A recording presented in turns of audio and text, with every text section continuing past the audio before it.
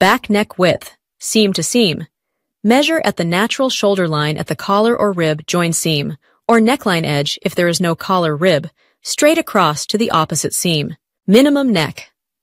Opening extended. Measure the neck or neck trim fully extended. Open buttons if applicable. Front neck drop to seam. Measure down from center of imaginary line between the HPS to the join seam at center front. Back neck drop. Measure down from center of imaginary line between the HPS to the join seam at center back. Neckband opening, collar band length. Measure from center of the buttons to center of buttonhole. Collar height. Measure at the center back of the collar, join seam to the top edge of the collar. Neckband height. Measure at center back from collar or neckband seam to neckline seam.